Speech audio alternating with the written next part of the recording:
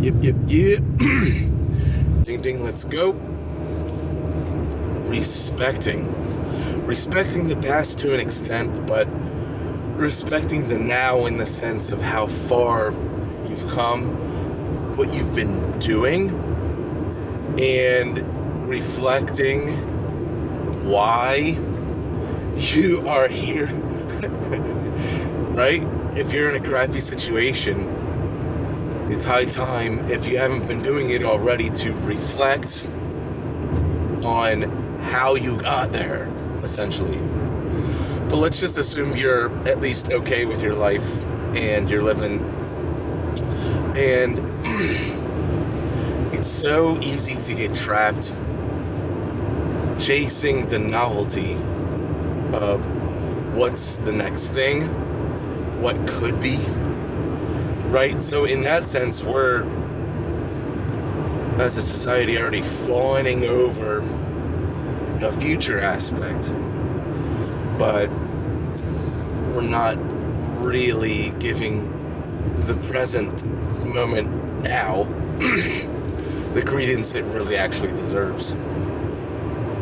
So, we have so many layers to us.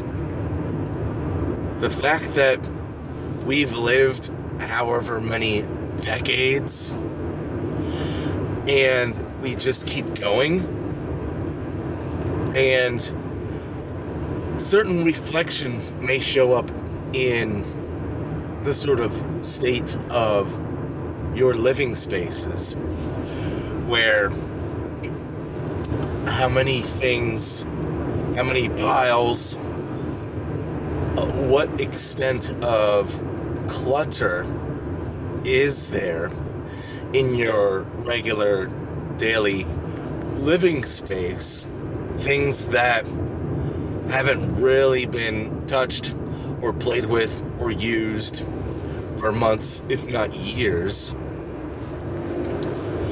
That can be, that literal situation can be symbolic for the clutter and the internal, the unconscious, subconscious desire that is wanting you to clear things up, to get things out. If you're going to use them, cool. You'll be using them. And by them, I mean, we're beyond like the literal physical clutter. We're talking about the internal stuff.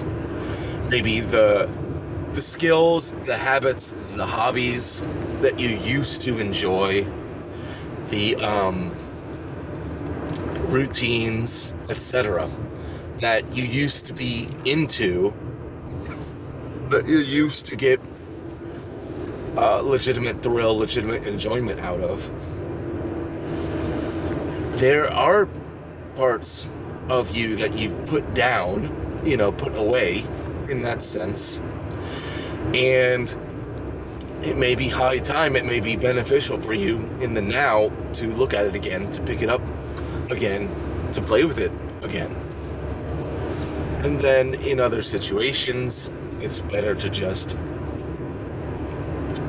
reflect, look within, see what you're holding within you, certain thought patterns, certain beliefs that are just obsolete, that are just not for you, but you notice that they're still running in your mind, in your body,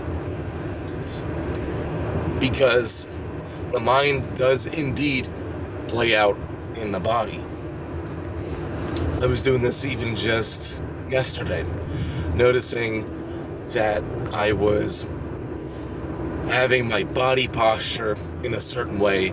I was doing certain things with my arms, with my directional, head, directional focus, and things like that, based off of people in the area, as opposed to just me, wild and free, able to do my own thing. But I noticed that these body movements, these shifts in thoughts and in body,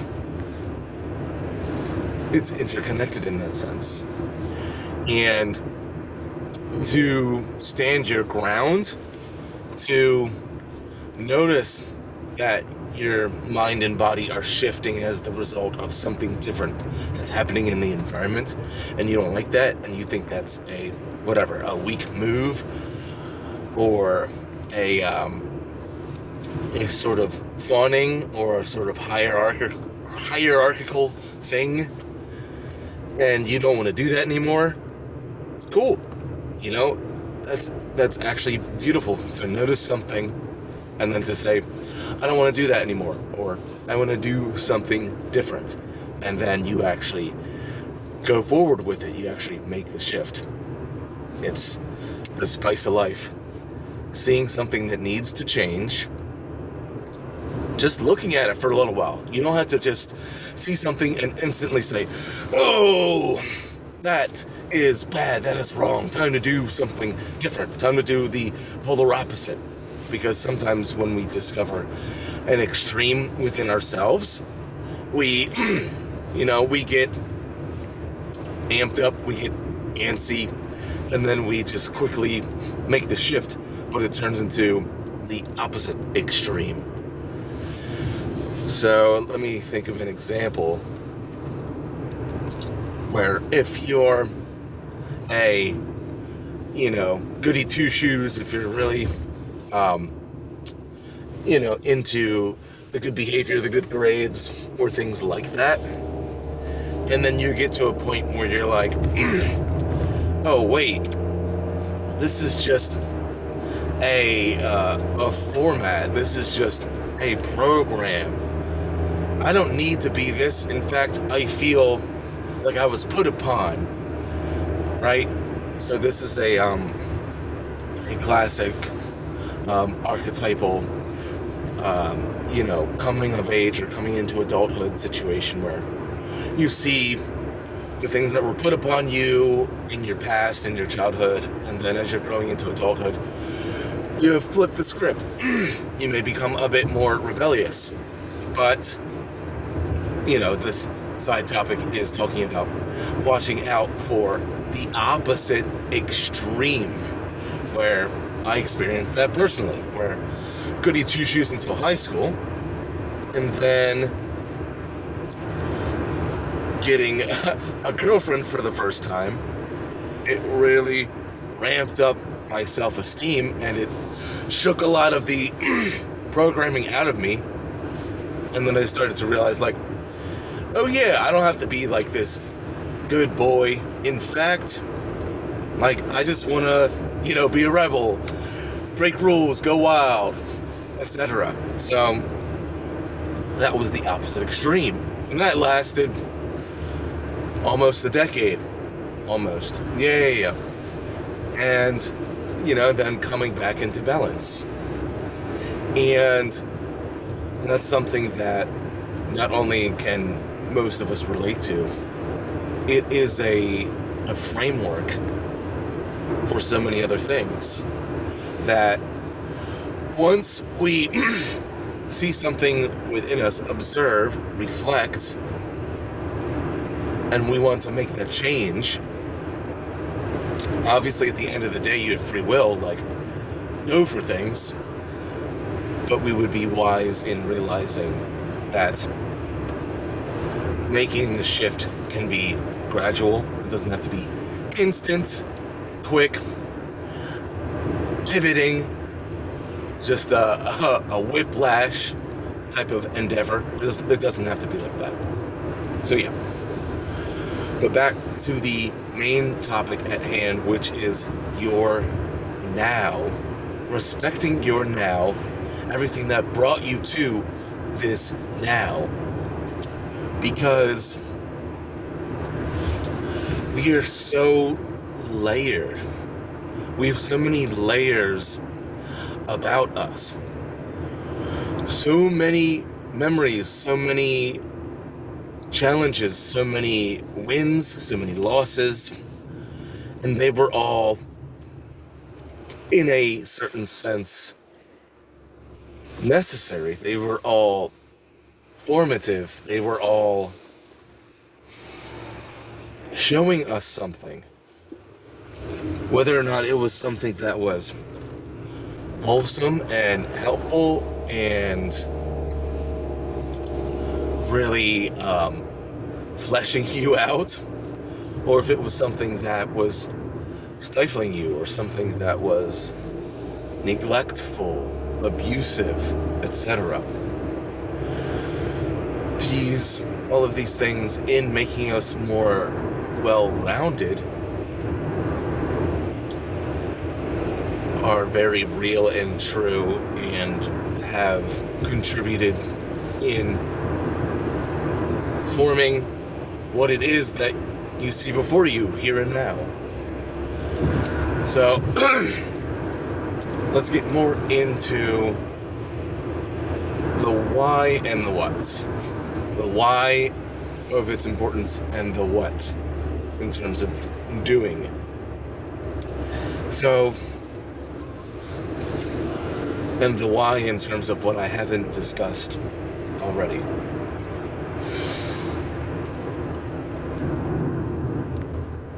Some things within us, they need to be seen and heard more. It's kind of like, if you know about attachment styles in psychology, the secure attachment of feeling valid, feeling seen, feeling heard, and in a sense, knowing that your needs are important, they're valid, they're a part of you, and they will be nourished. So that's essentially the secure attachment style. That is the top tier attachment style in terms of relationships with others and with self. So that plays out with our inner world, our inner aspect of self. If you don't know already in psychology, the concept of the inner child, where all of these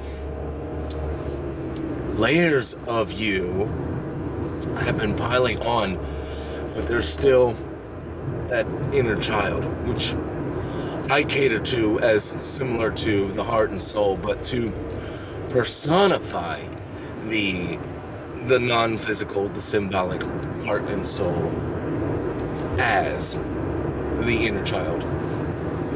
Because we were all children. So this really plays deep, because